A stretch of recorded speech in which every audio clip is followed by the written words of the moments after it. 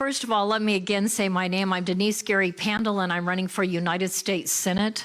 This is a statewide office. This is, I'm running to defeat Adam Schiff. Adam Schiff, Katie Porter, and Barbara Lee. And I really appreciate what your pastor said about biblical citizenship. It's extremely important that we take back Washington, D.C. for our Judeo-Christian values. Because when we do that, all the things that I'm going to talk about tonight will begin to happen. And I think one of the first things I'd like to talk about is these, by the way, let me introduce my team. Rose, please stand up, Rose. Rose helps me all the time. Susan, say hello to everybody. Barbara, Roger, Robert's over here. Thank you so much, team, for helping. Thank you for making all this happen tonight, Robert. Thank you. So I want to tell you tonight about things I want to do for you. And maybe I hope you'll commit it to memory, maybe even write a few things down, because what I'd like to share with you are things we need to take to Democrats, because we need their votes. We need the votes of Democrats and independents in our state to win this. And the other thing I'd like to say, I was sharing with your pastor before we started tonight, we really need Christians. We need Christians to get registered and to vote. And as your pastor knows, I was just thrilled that he knew this, because he was talking about getting people registered to vote. And this is so important. So if you know somebody in your family, if you have a friend or an acquaintance, somebody you work with, if you can encourage them in a loving way, you know, God says, speak the truth in love, right? So we have to speak the truth in love. We don't want to be critical or judgmental or anything like that when we talk to people, right? It's hard. I know it's hard. But just speak the truth in love. You know, what else does the Bible say? Be gentle as a dove, but as wise as a serpent. Anyway, so be careful. But try to get people to register to vote and to vote Republican, because I'm going to give you so much ammunition to share with them tonight that you should be able to get some converts to register to vote. So let's talk about pocketbook issues, because that's a really big deal. Because I don't know about you, but I'm hurting here in the state of California. I have been everywhere in this state, and I have spent a ton of money paying for gasoline to put in my car. And I keep having to put new sets of tires on my car. I put over about, 200,000 miles on my car over the last 2 years, going up and down the state and everywhere in between. So we need to make our state affordable again. How are we going to do that? How do we do that? So this is what I want you to take to Democrats and independents. Number one, we need to lower the price of food. So food inflation is about 250%. How are we going to lower the price of food? I'll tell you. It's very simple. It's a simple message. It's called water infrastructure. So the Democrats have turned off the water to farmers and ranchers. I, as a senatorial candidate, went to the Kern County Water Summit because I come from Kern County. And guess what that is? That's an ag and oil county.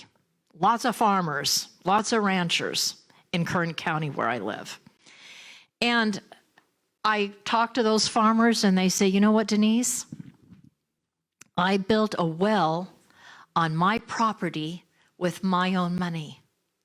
And I pay a tax on every drop of water I pull out of my well that I built with my money on my property. It is illegal in the state of California to even have a rainwater capture system. Why do you think the Democrats made it illegal for us to have rainwater capture systems on our property? Why? Because they can't tax it. If you've got a farmer or a rancher that's collecting rainwater, I've got some water. Let's give, I know you gave this to me, Rose, but let's give it to Debbie. Here you go, Debbie. There's some water. I didn't drink out of it, didn't touch it. So anyway, We have spent in our state $30 billion. Did you know that? We as taxpayers. So over the last 25 years, we voted for 10 water bond issues, 10. And we haven't had a dam built since the 1980s. Wow. So all this water is running into the ocean. Did you know if Los Angeles County just stored the rainfall that came into the Los Angeles River, that entire county would be well taken care of for an entire year? I want you to think about the Sierra Nevada mountains running through California. So did you know, hi there, if we saved 5%, now try to remember this because I want you to tell these Democrats, we don't have a drought problem in California. Let's say it together. We don't have a drought problem in California. If we just saved 5% of the Sierra Nevada snow cap melt, right? That snow melts every spring. If we just save 5% of it, do you know that we would not need water conservation measures in our state if we just save 5%? It's called off-stream reservoirs. It's called dams. It's called lots of things. It's called rainwater capture systems. It's called the Israelis. Gotta love the Israelis. So they've invented something called the fog capture system, and it'll pull the moisture right out of the air. Now, I've been staying at Susan's house, a member of my team. She's in Newport. My car is wet every day when it's not raining. I mean, there's so much moisture in the air, right? My car is wet. It's not like that in Bakersfield where I live. But my car's wet down here. And I'm thinking, wow, if people had some fog capture systems down here, it'd pull the moisture out and you can process that and have pure, clean drinking water. You could have all the water you needed for your vineyard. You could have all the water you needed for whatever victory garden you're growing in your backyard. There's lots of things that we can do. The Israelis have also come up with a thing called mobile reclamation units. Wherever there's flooding in our state, Denice Gary-Pandol, as your United States Senator, wants to see those mobile reclamation units out because they can reclaim that water and use it for farms and ranches and for civilian use. Really important. So there's lots of things. That $30 billion, we need to know what Gavin Newsom and the Democrats did with it in our state. I want to find it and I want to spend it on building rainwater capture systems and other kinds of things like desalination plants and dams and off-stream reservoirs and things of that nature. Because guess what?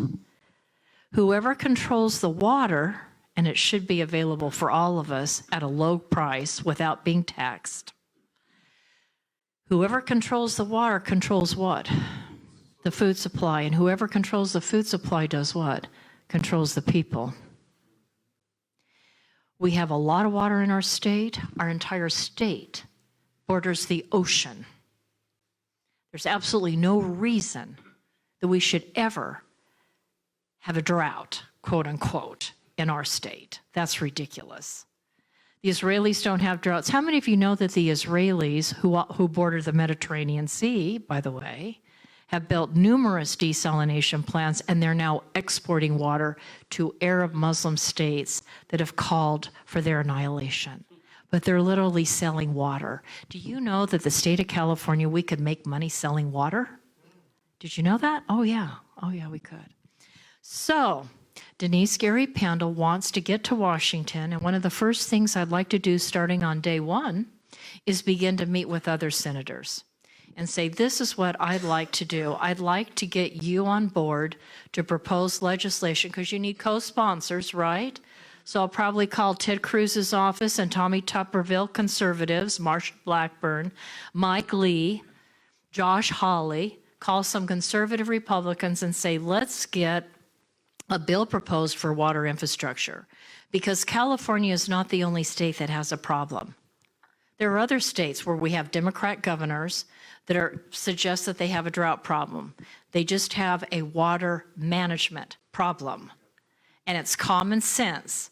So tell people that are Democrats and independents, vote for this gal, Denice Gary-Pandol, that's going to be on your ballot, because she can lower the price of food along with the other Republicans in the U.S. Senate and the House by building water infrastructure, because farmers are going bankrupt. They're plowing under their crops. There are ranchers who are selling their livestock, cattle, sheep, dairy farms. By the way, how many of you know we're the dairy capital for the nation?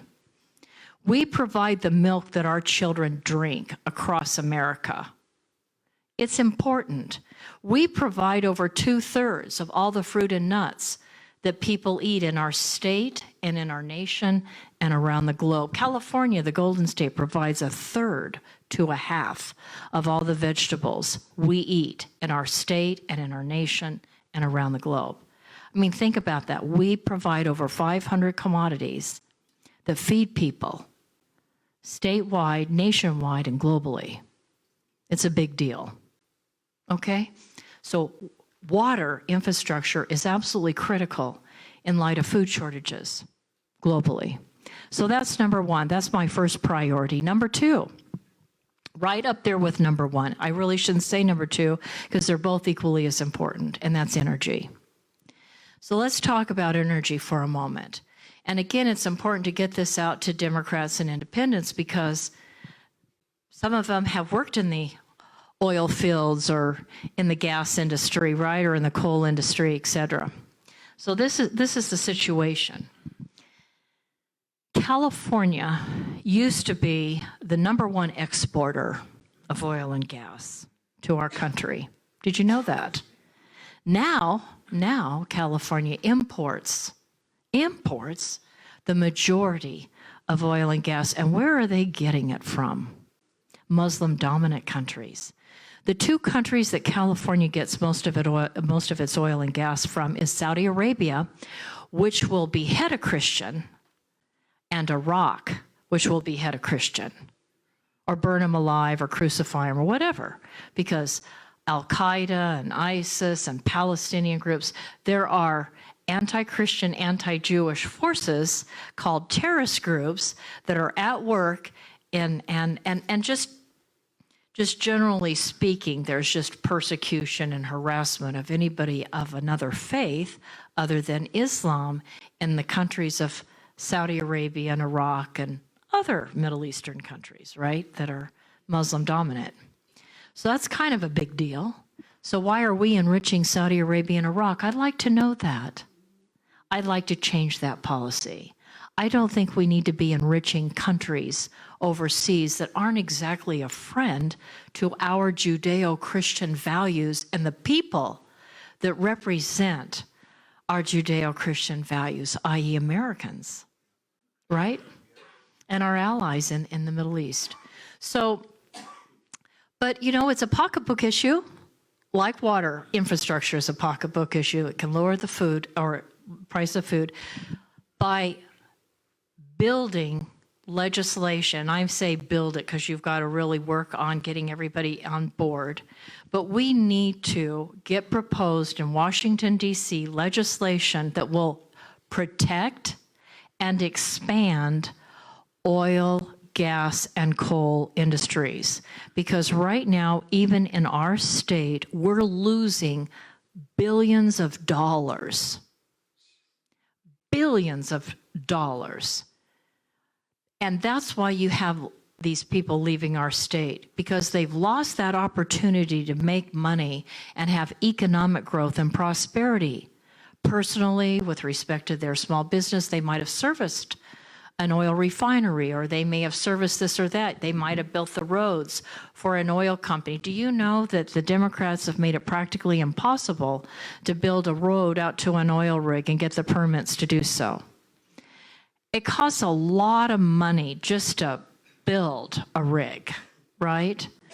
And if you can't get all the permits necessary to build that rig, you're up a creek. I mean, forget about it. So we have to get legislation passed in Washington that will protect and expand oil, gas, and coal. It's going to immediately end inflation. It's going to lower the price of fuel at the pump. It's going to lower the expense of your electric bill to have refrigeration in the summer turned on or to have heat turned on in the winter. Also, it's important for you to get this message out. So oil, gas, and coal are the only reliable source for an electric grid. Think about the electric grids that keep the lights on. So there's only one reliable source of energy that'll ramp up or ramp down an electric grid. It's oil, gas, and coal.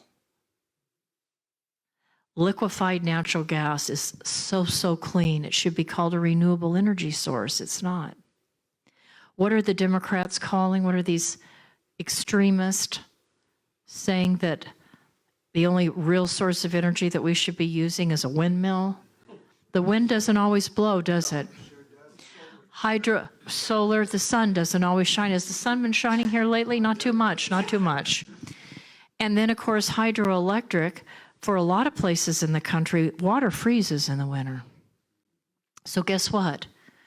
When you had some people in Texas controlling some local electric grids, and they decided that year, this was 2 years ago, they decided that year to depend on hydroelectric and some wind turbine farms and some solar panel farms. Guess what happened?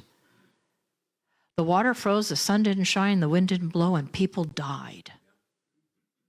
People died, not only in Texas, but people died in neighboring states that were close to Texas that were depending on those electric grids in Texas. So what do we have to say to Democrats and independents? Guess what? The Golden State produces the cleanest oil and gas than any other foreign country on the planet. We're so clean here. And part of that is because the 50 major oil companies have been doing a lot of research and development. We call it R&D, right? And in the research and development, they've learned how to produce it really cleanly. They've even come up with something called carbon capture, utilization, and sequestration. CCUS, carbon capture, utilization, and sequestration, will cap greenhouse gas emissions off a rig or refinery. They'll cap it, it can process it. We can make money off that. We can sell that to a third world country where people would like to get out of a hut and get into a facility where they can turn a light switch on and off. We could hold that CO2 and get it to people that need it. And oh, by the way, you need CO2 for a little thing called photosynthesis. You know, it's not all bad. If you listen to liberals, you know, you think that we don't need carbon emissions. Our trees need them all the time, right? Our photosynthesis, remind them, you know, a little bit of carbon capture. I mean, we could use that and we could sell it, but let's talk about something else. So we just said how clean oil, gas, and coal industry is, because even the coal industry in America, they've done a lot of R&D on it, and they've really made it sophisticated. I hope, you know, on my business card, if you take a look at my piece that I wrote. By the way, I think I'm the only candidate that actually wrote her own position papers. I researched them and I wrote them myself. And on my website, on the energy piece, read what I wrote about coal. I was just, when I was researching the energy industry before running for our Senate, I was shocked at the level of sophistication. They have got the coal industry so clean. It's incredible. And I don't think people realize it. So the more knowledgeable you are about things, the easier it is, of course, to talk about it, right? And to win people over to your side. So I encourage you to read the little piece I wrote on my website, gopandol.com. The other thing I wanted to share with you is the importance militarily. How many of you realize we've got about 32 military bases right here in California, right? You know that. You know that we have 29 Palms, the largest Marine Corps base in the nation, right here in California. Then we've got Camp Pendleton, it's huge. So we've got all this going on in California, but we don't have enough energy to get our fighter jets off the ground. President Biden has got our Strategic Petroleum Reserves, SPR, it's down to about 17 days worth of oil and gas available to the nation. So again, we really need to get Denice Gary-Pandol elected because I want to protect and expand the oil and gas industry in America. And I want to start right here in California because we used to be number one. And we had a lot of jobs in California.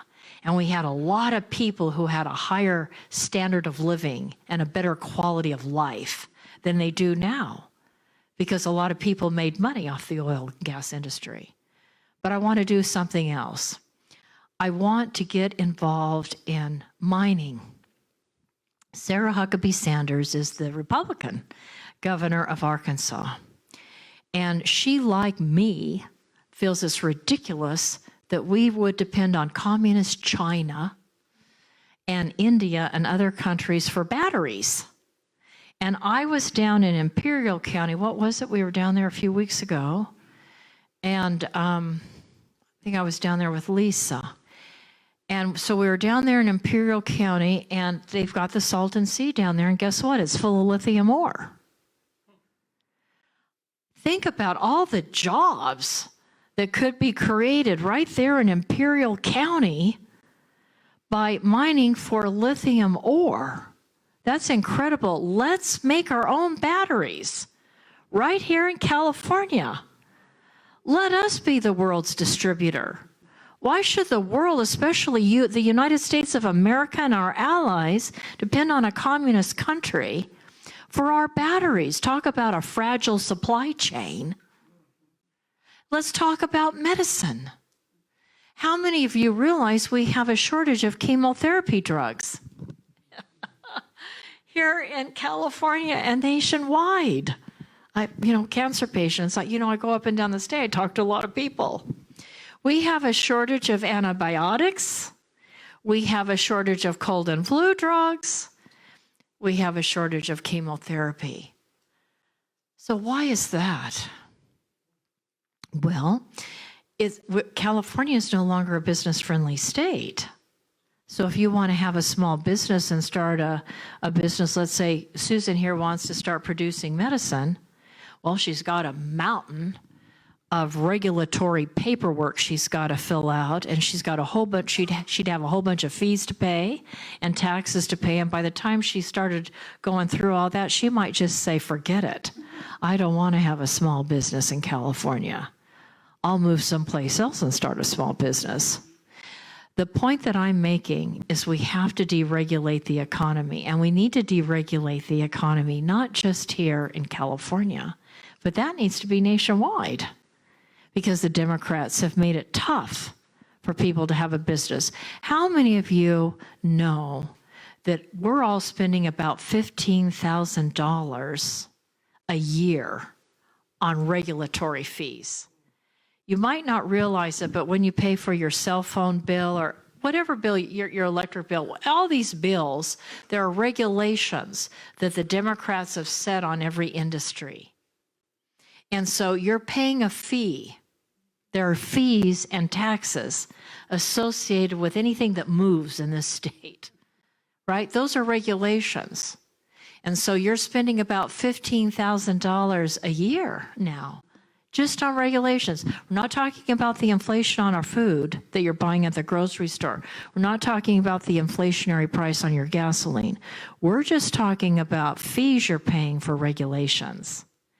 So Denice Gary-Pandol wants to work with President Trump, and I hope and pray he gets elected, because President Trump was really working on deregulating, getting those regulations scratched off, lined out, right? Because we need to get rid of regulations so we can make life affordable again, so we can make life less regulated again. Because I don't know about you, but I don't like every aspect of life regulated by the state.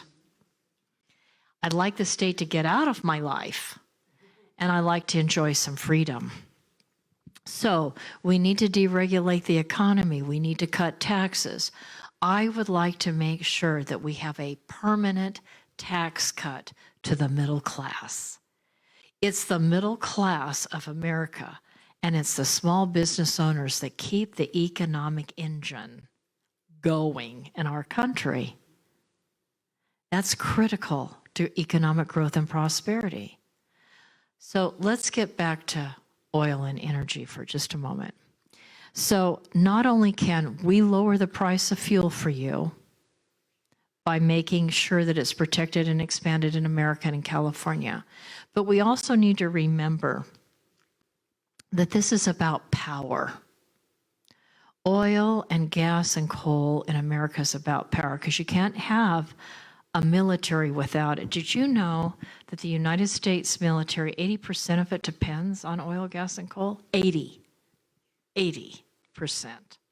So when you have China, who today has the world's largest army, bigger than the United States, when you have China with the world's largest navy, bigger than the United States, when you have China building hypersonic ballistic missiles and burying them underground, and we don't even have a missile defense system set up in California. I mean, we're the first line of defense for the rest of the country. I mean, if China decides to attack, or any other militant country decides to attack, here we are, California. So it's extremely important with all of our military bases that we can protect those military bases and large population centers up and down the state. Up and down this state, it's called a missile defense system that we don't have in place. That's incredible to me, that we're so vulnerable. That's just incredible. But it takes oil, gas, and coal to be able to have a good operating missile defense system. And I want to tell you, I was encouraged when President Trump said that he was interested in building the Iron Dome in California. I thought that's fabulous, because we helped the Israelis in terms of the research and development for the Iron Dome, which has prevented missiles from, for example, Hezbollah, which is backed by Iran, which is located in Lebanon in the north of Israel. Those missiles that have come into Israel have been exploded in the atmosphere, in the air, because of the Iron Dome system. And missiles coming from the Gaza Strip from Hamas, which is the Islamic resistance movement. So those missiles come in, they've been exploded up in the air by the Iron Dome system. So it's important to have a ballistic missile defense system in our state and throughout America. Even in Hawaii, it would be good if we had that ready to go. So, ladies and gentlemen, oil, gas, and coal is not only a pocketbook issue to end inflation, it is an environmental issue. Why would we import dirty, filthy oil from Saudi Arabia and Iraq that has to go through the Strait of Hormuz? I mean, think about a dirty oil tanker. Has to go through the Strait of Hormuz to get all the way down here to California. Think of all the pollution by the time it arrives in a California port. Think about that. And then think about the military and how, if we're going to remain free as a country, we have to be able to take care of our military. Now, one more thing I want to say about the importance of energy. It's leverage. So Japan just signed a deal with Russia. Well, why in the world is our ally Japan signing an oil and gas deal with Russia? Because if you enrich Russia, what do? You foment war against Ukraine, right? You're involved with genocide against innocent Ukrainian men, women, and children, right? Oh, yeah. Because the richer Russia gets from the sale of oil and gas and coal, the more money it has for weapons. So we need to be taking care of Japan, don't we? Think about all of the oil and gas that Iran is selling to communist China and to other countries. Ah, okay. So the more that the Democrats in Washington allow Iran to sell oil and gas, the richer Hezbollah in Lebanon, the Islamic resistance movement in Gaza, Al-Qaeda in Jordan, and Syria and Iraq, and Iranian militias, the more powerful they become, so they can keep working at killing Americans. So if you're wondering who's responsible for the deaths of these Americans and the attacks against Americans, I want you to think Democrat. Because President Trump and the Republicans initiated sanctions against Iran that strangled Iran economically. Without going to war, there was no war against Iran. We just strangled Iran economically so they didn't have the money to fund Islamic terrorism. What's Islamic terrorism? The random and indiscriminate killing of innocent civilians for a religious or political objective. Okay, so Iran has a religious and a political objective for killing Americans and innocent civilians. It's called world domination because that's what the Islamic Republic of Iran wants. And they've said as much on their television and radio programs. I'm a former Middle East specialist. I've had top secret clearances. I know this. So they talk about that, right?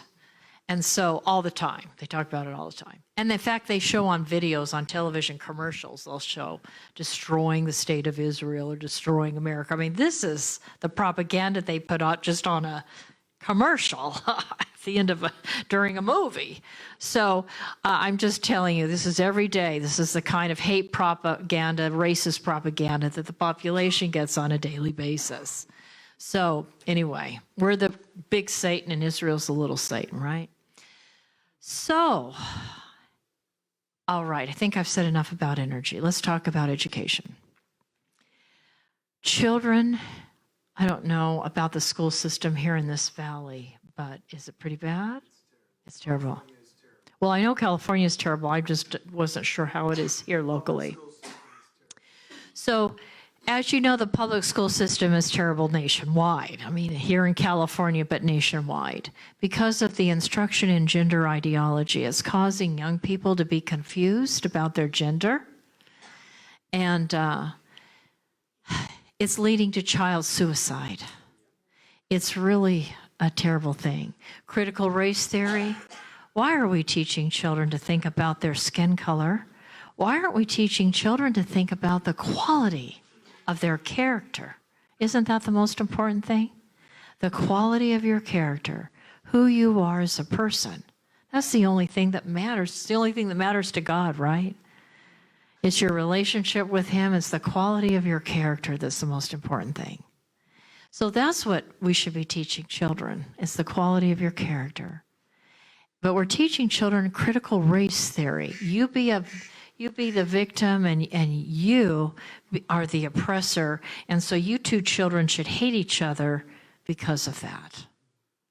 How evil is that? That comes right out of communist China, this divisiveness, dividing people along economic lines, racial lines, gender lines. This is all about division and really creating a very fragmented society. And it's working. And it's working. Because we have people like Barbara Lee that I'm running against for United States Senate that says everybody should vote for her because why? She's black. What does that matter? What are you going to do for the people of the state? What's your plan on day one? How are you going to reduce the price of food? How are you going to reduce the price of gasoline? What are you going to do for the public school system? So this is what I want to do for the public school system. I would like to have hearings on Capitol Hill. I'd like to invite Sarah Huckabee Sanders that started school choice in Arkansas. I'd like to invite Abbott, the governor of Texas. I'd like to invite DeSantis from Florida. I'd like to invite Governor Youngkin from Virginia.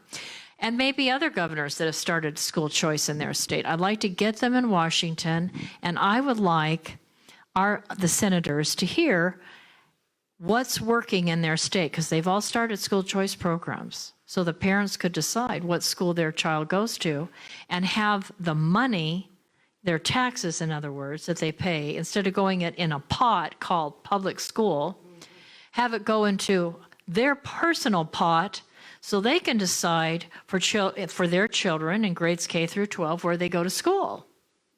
right?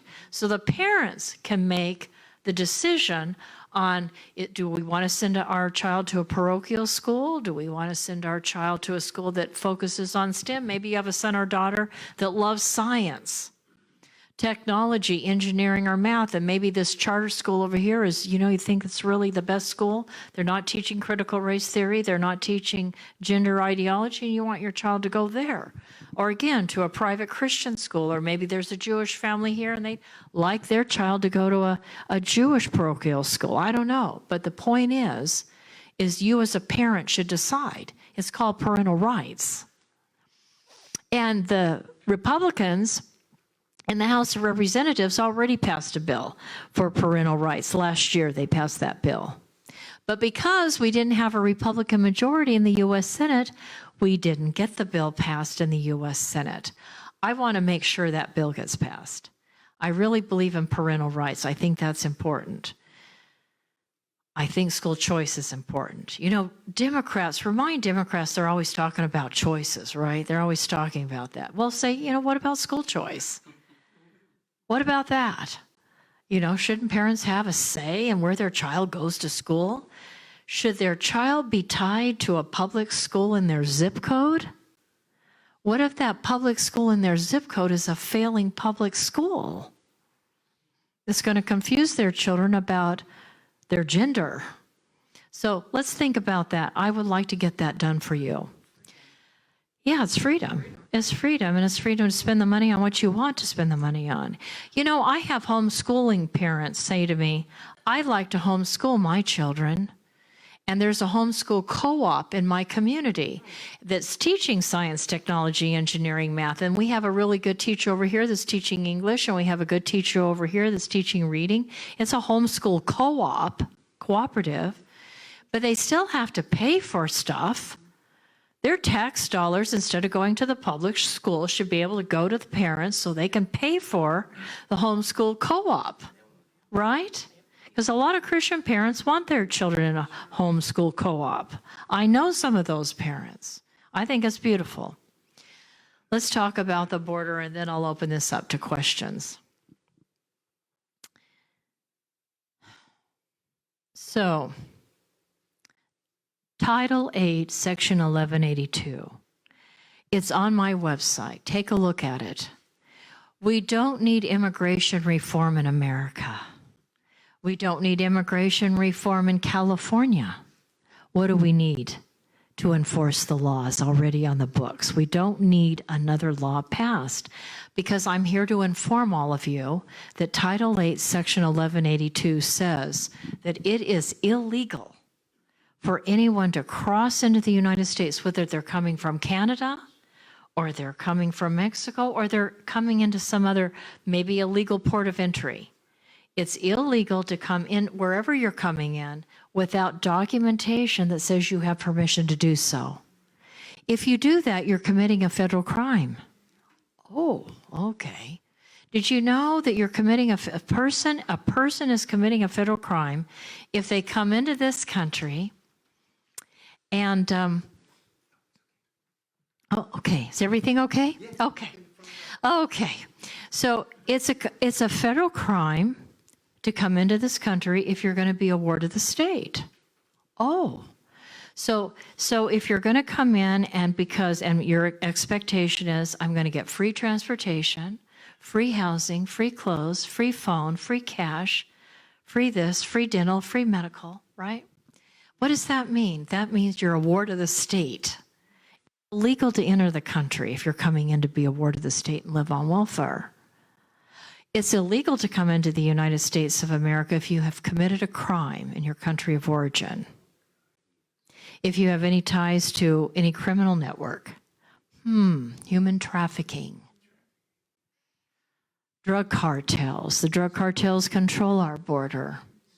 And the Islamic terrorist groups like Hezbollah that are backed by Iran are right there with them. And they've built those tunnels into California. And they've built tunnels into other states in which men and weapons are able to come into the country, not even above ground, but underground. It's a big deal. All of that's illegal, and you wonder why Biden hasn't been impeached. I wonder that every day. So if you're committing a federal crime every day you're in office, how is it that you're still there? This is my question to every Republican in Washington. And I think to myself that Article 2 of the Constitution, I believe it's Article 2, Section 3, says that the President of the United States is the chief law enforcement officer. So what does that mean? That means he's supposed to do what? Enforce the law.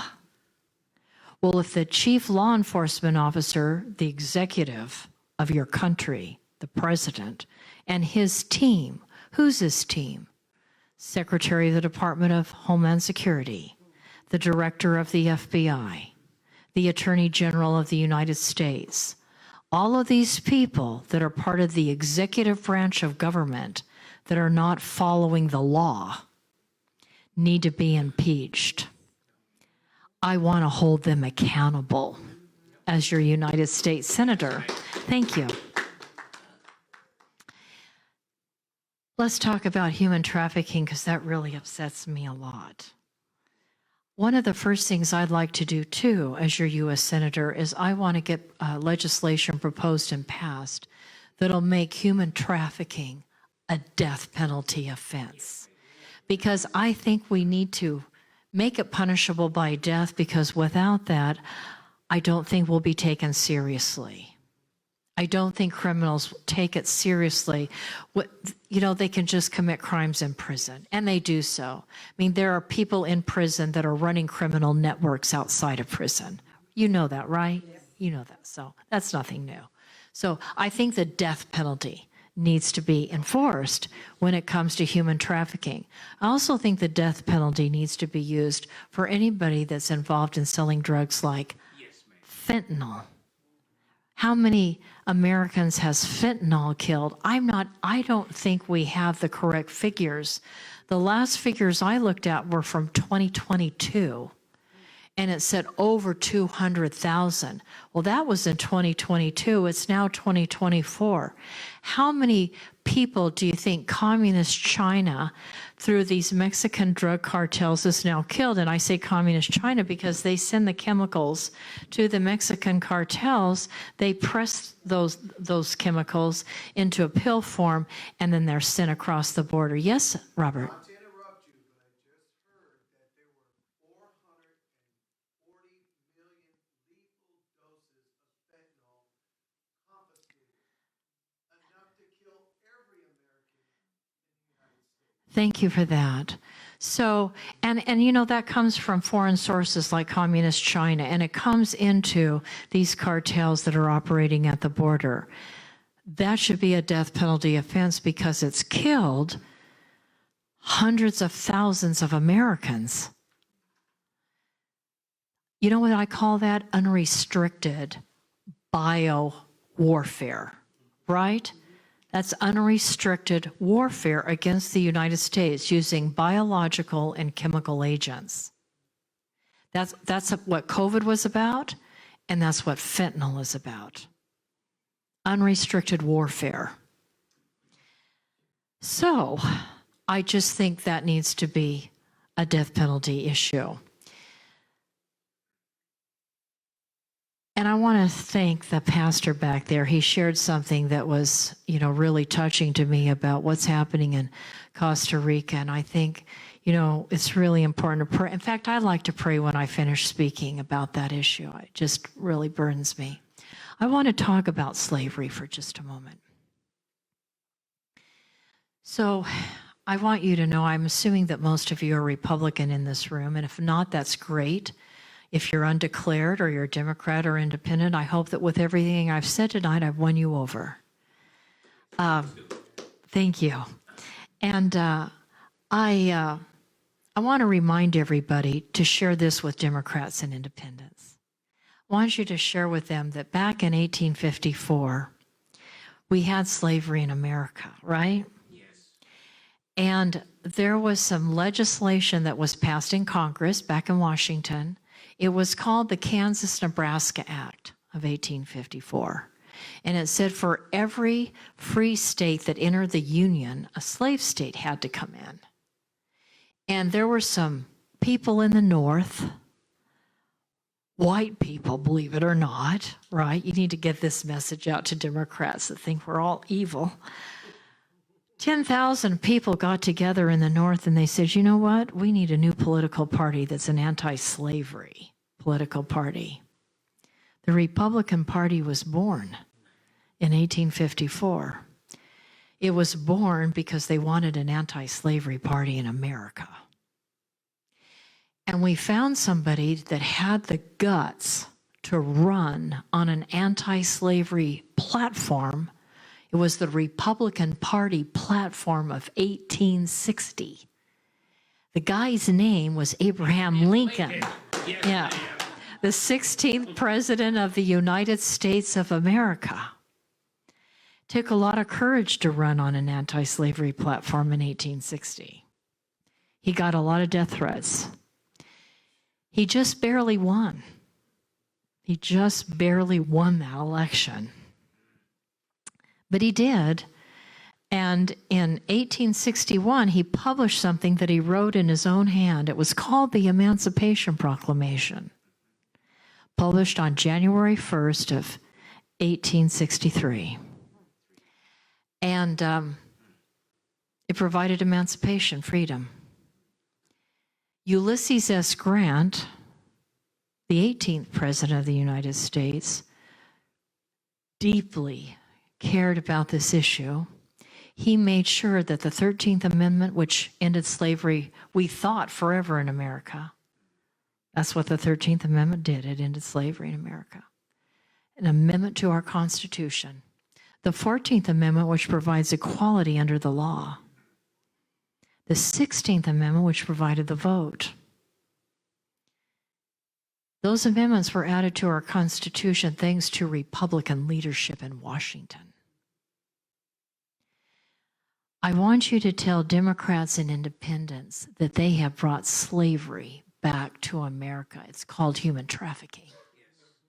By keeping that border wide open. Because they're allowing people to cross into the United States and sell children. And if there's one thing that these drug cartels have learned is you can sell a child over and over and over again to be raped several times a day, all week long, all month long, all year long. You can only sell a drug once. You can only make money on that one time. But you can keep making money off of an innocent child until you've absolutely destroyed their body and their mind and their spirit. And they commit suicide or they die.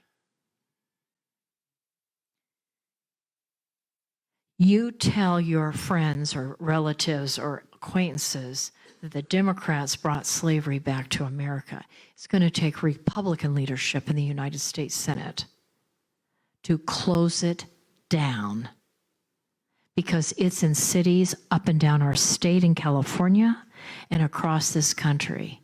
And the question we need to be asking is, how did this happen? What is the Department of Justice? What is the Department of Homeland Security?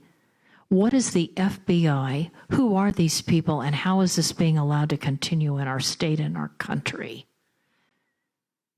And we need to clean house.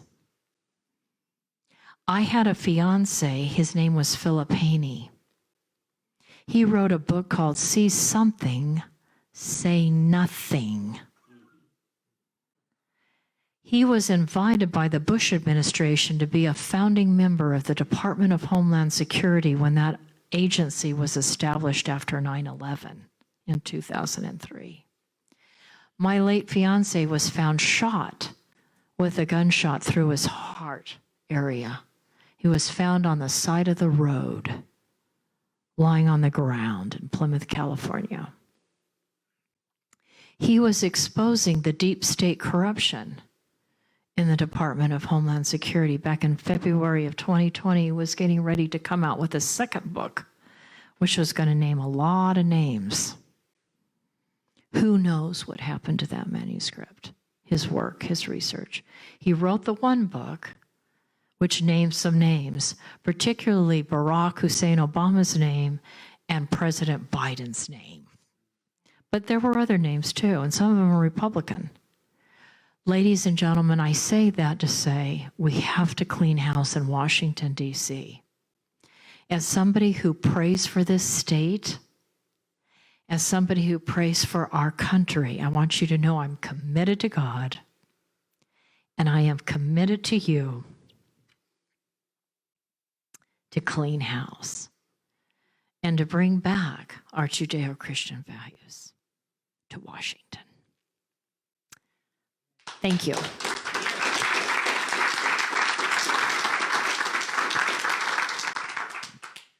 Are there questions? Yes, Robert. Yeah, I'd like for you to share a little bit about your journey as a professor and what's happened to you, because you have taken a side or a stance on some of Yeah. these issues Okay. and are no longer employed because of that. Thank you. So I lost employment. I'm living on faith right now financially because I made the mistake of writing on my website about closing the border. I wrote about human trafficking. I wrote about, harvesting a child's organs. I wrote about that. That's all on my website.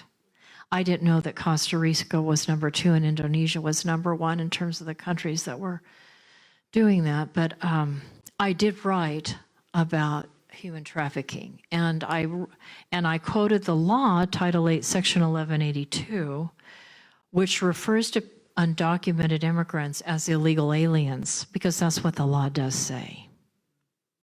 It uses the term illegal aliens. And I had some students in my class, these are adults, right? These are adults, who asked me questions like, what do you think about illegal immigration, Miss Gary-Pandol? And I said, well, as an American citizen, I believe we have to follow the law. I believe in everyone obeying the law, because without following our legal system, we degenerate into chaos. How will we maintain our civilization here in America if we don't follow the rule of law?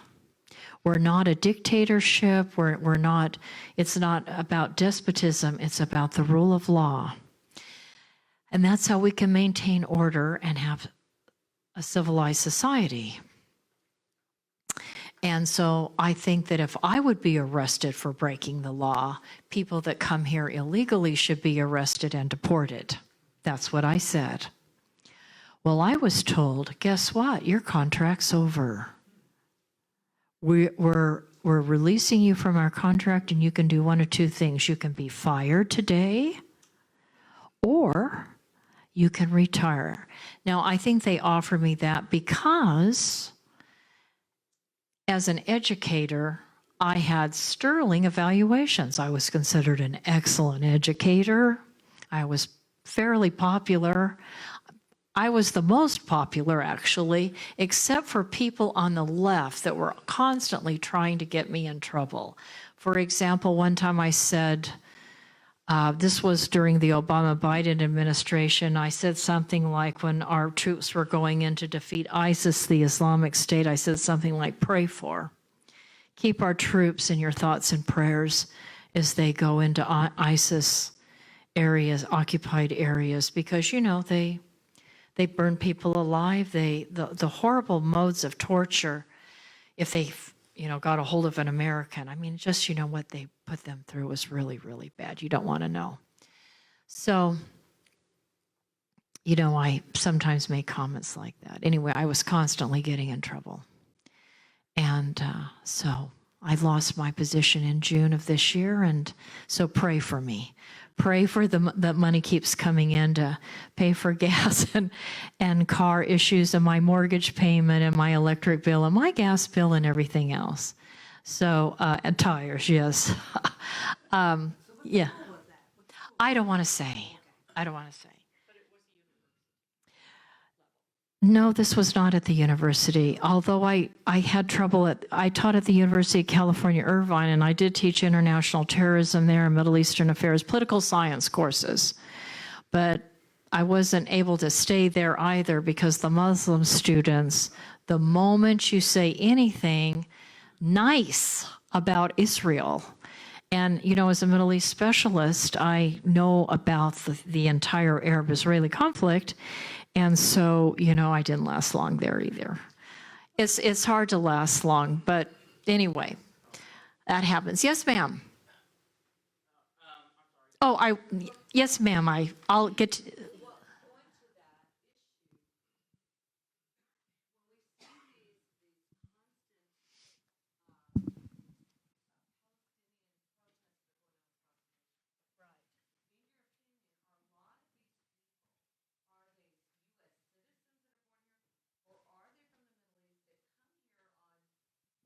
it's both. It's both. The indoctrination by the Confucius Institutes on university and community college campuses is extensive.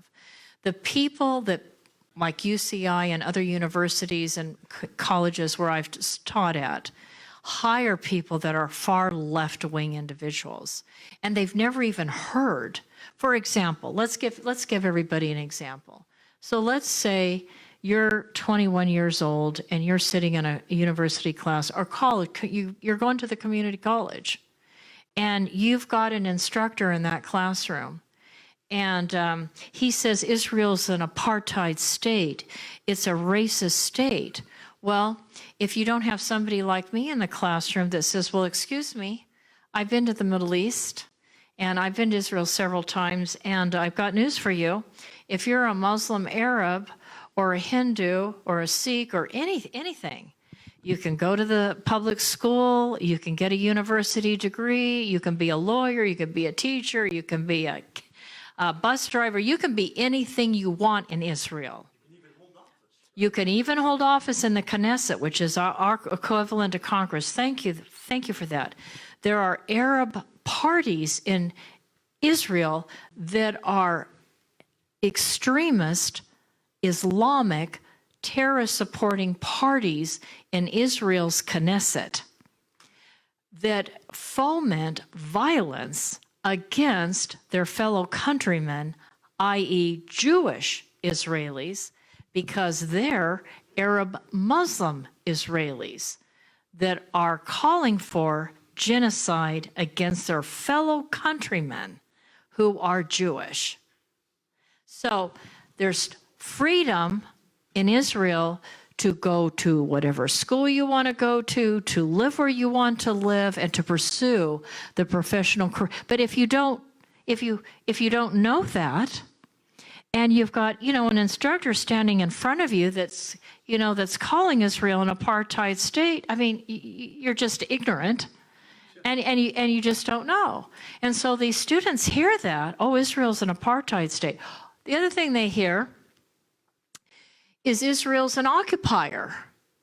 That's occupied territory. Well, it is. Why is it? I mean, after all, Judea and Samaria, what people call the West Bank, Judea and Samaria is Israel's heartland. I mean, the Jews were there long before there were Muslims living there, and certainly Arabs living there. In fact, if you go back and you read the book of Genesis, God actually outlines the territory that he's given to the Hebrew nation, and it includes what is today a lot of what is modern-day Lebanon and Syria. It includes all of Jordan, and it includes what is certainly the Sinai Peninsula. Moses received the 10 Commandments on Mount Sinai, which under Jimmy Carter's leadership, a Democrat pressured Israel to give up the Sinai Peninsula, which includes the Mount Sinai, on which Moses received the 10 Commandments. I mean, if you believe the Bible. So, I mean, there's a lot there. And actually, if you just look at the last century's history, The Palestine Mandate, that's not a term about Arabs. That was a term given to some real estate of what includes modern Israel and Jordan and part of Lebanon and part of Egypt. It was called the Palestine Mandate, and the British controlled it. It's nothing Arab. There's never been a country in the history of mankind called Palestine. Never. Never in the history of mankind has there been a country called Palestine, controlled by Arabs, right? Both those things are correct, those statements. So how can they say that it's occupied territory, free Palestine from the river to the sea? Well, the Palestine Mandate actually included what is all Jordan today. So are you going to go over here to the Iraqi border? That was Mesopotamia, by the way. All these lines are not biblical lines. They were lines that were established by Great Britain and France and Italy and Germany after World War I, because they were all controlled by the Turks. Muslim Turks under the Ottoman Empire that committed genocide against the Armenian Christians, who crucified Armenian women to crosses after they raped them. The Turks from the Ottoman Empire were the ones that committed all the Greek massacres and killed all those Greek women and children. So, free Palestine from the river to the sea, that has no basis in history. But for me to say that, which I have said, gets me in a lot of trouble. Yes, ma'am.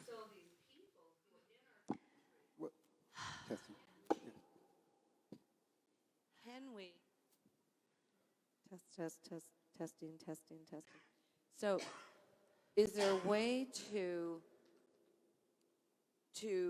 force them to leave the country if we get... I would absolutely love to deport anyone here who has an expired student visa. That's number one. Number two, if I would like to get legislation passed, or certainly work with the FBI to say, maybe we could get an executive order by President Trump to say, whatever students are involved in fomenting this violence and racism against Jews and Christians on our campus, deport them.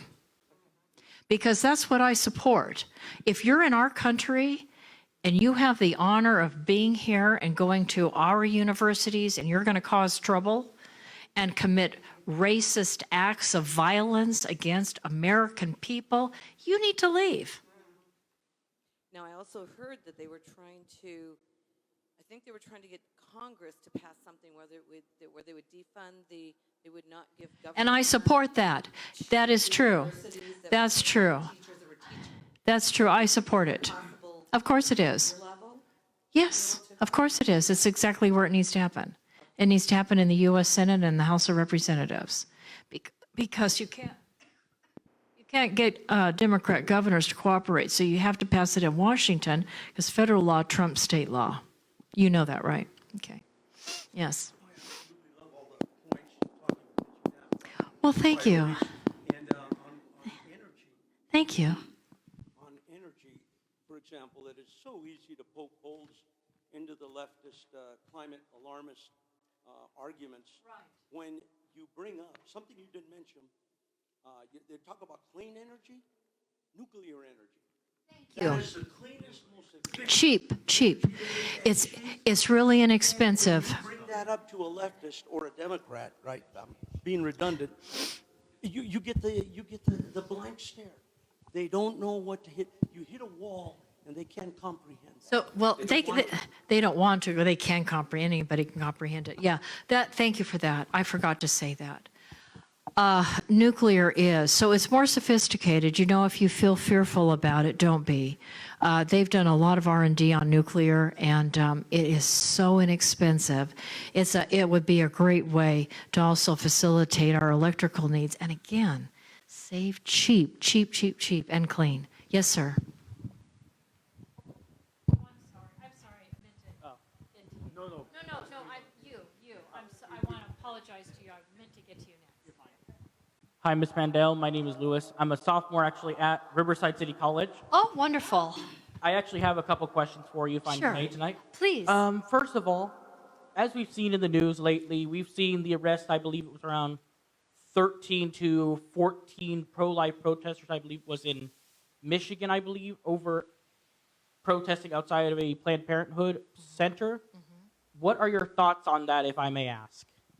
Well, first of all, as a college student, you You have earned my vote.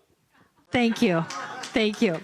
You know, as a college student, that the First Amendment to the Constitution, what does it say? It says freedom of religion, freedom of speech, freedom of press, the right to peacefully assemble and petition the government for a redress of grievances. Those are the 5 clauses of the First Amendment. And so peacefully assembling and petitioning is part of our right. It's a First Amendment right in the Constitution. So who arrested them? Was it the local sheriff's department or who? Yeah, it was the FBI. It was the FBI. Yeah. Okay. Well, remember I was talking about cleaning house in the FBI?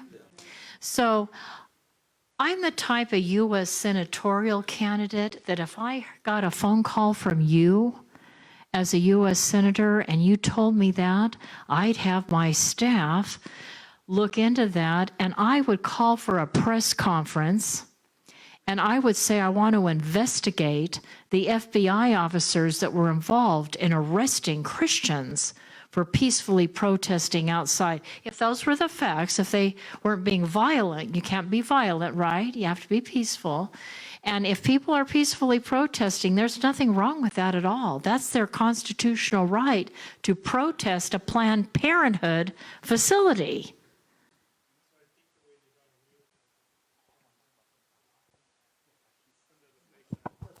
Well, they'd have to be able to prove that because if you're not standing right in front of the door, you're not blocking access. So, good luck with that. And if if there was that, if they didn't have film footage of them blocking the door, I would immediately call for their suspension from the FBI. Yes, ma'am. Oh, just a minute.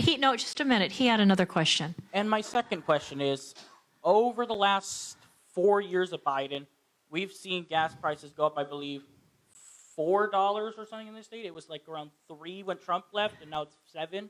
What are your plans as a United States Senator to try to help lower prices of food, gasoline, stuff to what it was when Trump? Yeah, I talked about all that. You came in late. I'm sorry. So I don't want to go over all that again. So, but I'll just real quick say that we don't have a drought problem in California. We have a water management problem. So all we need to do is build water infrastructure. And we've already spent $30 billion of our taxes to do that. So we need to take that money and we need to build desalination plants, dams, off-stream reservoirs. I support fog capture systems. Fog capture pulls the moisture out of the air and purifies it, makes it available. I believe we have to make legal rainwater capture systems that are currently illegal in our state, right? Because farmers and ranchers should be able to capture the water falling from the skies tonight without being penalized and fined for it. So that's what I would do. That'll immediately bring down the price of food. With regards to energy, we just need to get legislation passed in Washington that will protect and expand the oil, gas, and coal industries of California and America. That will end inflation overnight. I mean, that'll just immediately bring down the prices of fuel. And I'm sorry you missed that part of it. Yes, ma'am, you had another question? What, if you guys, before you guys ask the question, please wait for the mic. So going back to his question about the Planned Parenthood protests, they're saying that those people are going to possibly get 40 years in jail for it. can you, and we see already how they are totally disregarding any of our laws, how they've brought President Trump under all these different lawsuits. How can the Senate and the Congress, can you override these people? No. And get them out? That are Well, doing this? well, what you can do, all I can do as a U.S. Senator, when it comes to my attention and to other U.S. Senators' attention that this is going on, is you say, okay, you're coming in to the U.S. This is why the U.S. Senate has hearings.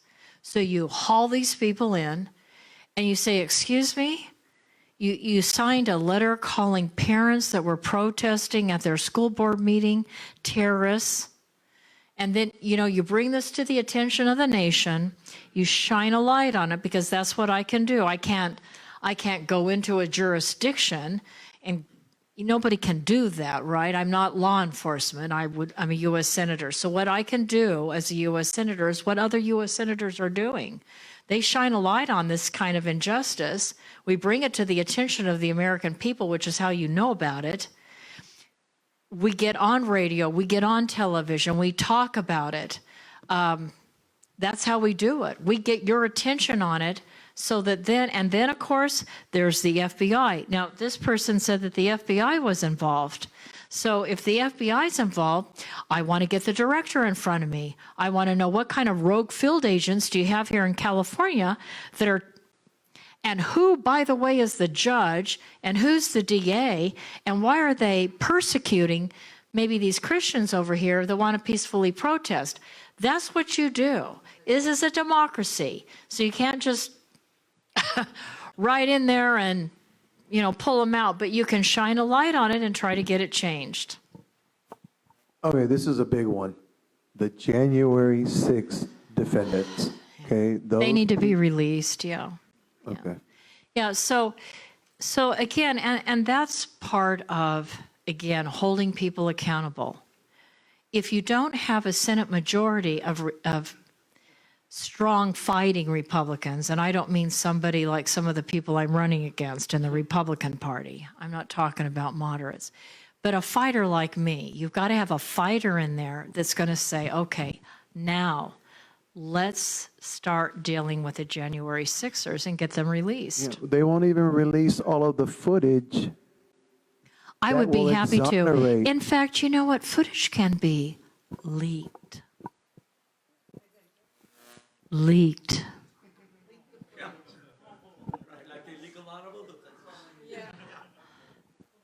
Things can be leaked. They are. They are. And I know that some of those people in Washington have seen that footage. McCarthy saw it. He should have leaked it. Yes, any other questions? Yes, Barbara. The lithium ore? Lithium ore for batteries. And it just We could be building chips right now in California. We could be building batteries instead of getting them from China and enriching China, who funds Iran, that then funds Islamic terrorists that kill Americans around the globe. That's how that works. So we build our own. Oh my gosh. Yeah. Just sit- Well, it's not just in the Salton Sea. Kern County, I believe, has some lithium ore, and there are other places, but the Salton Sea is huge, and, there's a lot we could do there. Was there another hand somewhere? Okay. Yeah. Debbie? The Salton Sea is Riverside County. I think it's both Well, counties. part of it's Both, in yeah, both counties. It's Imperial County mostly. Yeah, but there's some lithium. Yeah, there's some other, yeah. Anything else? Yes, sir. Here. No, that's okay. Go ahead. Over the last decade or so, we've seen the rise of mainly warehouses in California, since like Amazon and stuff like that. Yep. What are your plans to help stop that? Mainly stop it so that Amazon can't just go into neighborhoods and build facilities like that.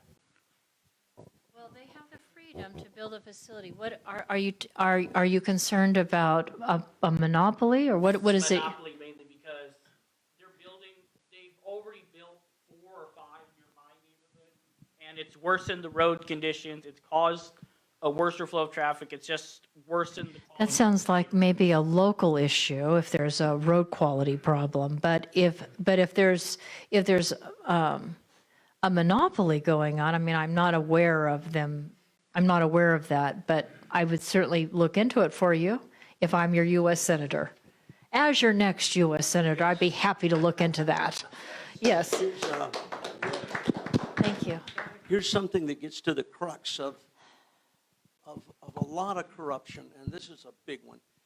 Would you be willing to work, God willing, if you're elected, and you get together, I will, and you get together some strong, staunch, fearless conservatives, could you call for a first time in history an independent, full-scale audit of that military complex?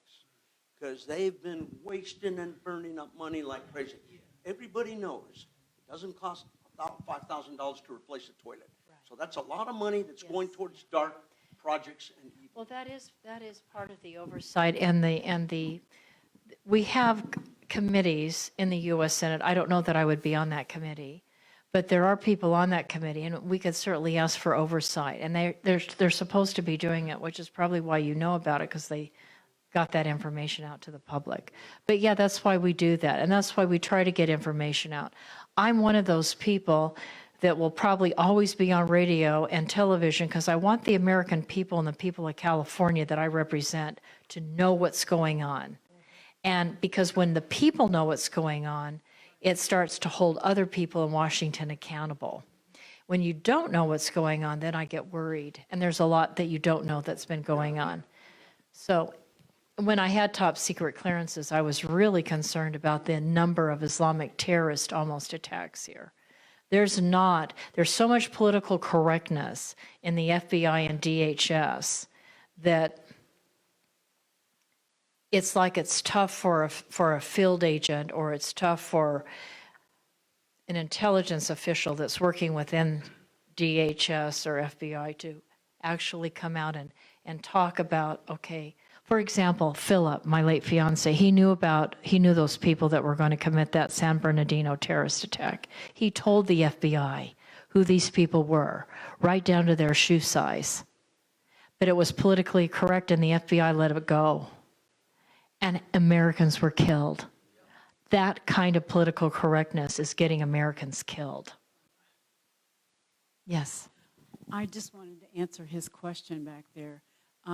You said it's a local.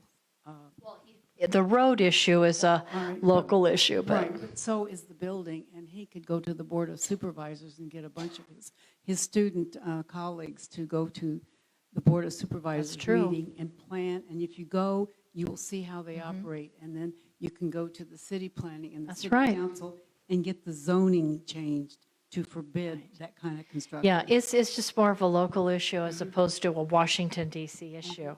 And that's exactly right. I would do that. I get some friends together and go down to the city council. Any other questions? Yes, ma'am.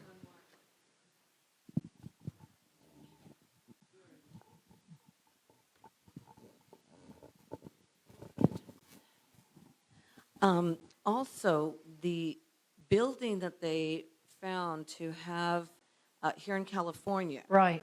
that they found that had Chinese, Oh, yeah. the, Reedley, California, right. yeah, with all that. Yeah. That's kind of been swept under the rug. You don't hear about it. I never heard anything after the first reports of it.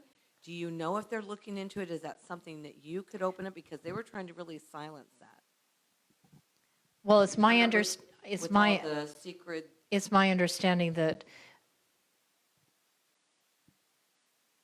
because of the exposure in the media by the local community and the fact that was written about in the Epic Times and other newspapers, it's no longer covered up. And it's my understanding that the Chinese individual has been arrested. Okay, And he's you awaiting never- you trial. Never heard that? Oh, yeah, it's been reported. Did they even just, It's been reported. oh, was it? Yeah, Because all you yeah. heard was that they found it, they discovered it, and found all this secret stuff. Well, I just saw a report about him being arrested, and It's my understanding he's going to be possibly tried for espionage. Any other questions? Okay. Ladies and gentlemen, thank you so very much. I hope you'll vote for Denice Gary-Pandol for United States Senate. Thank you.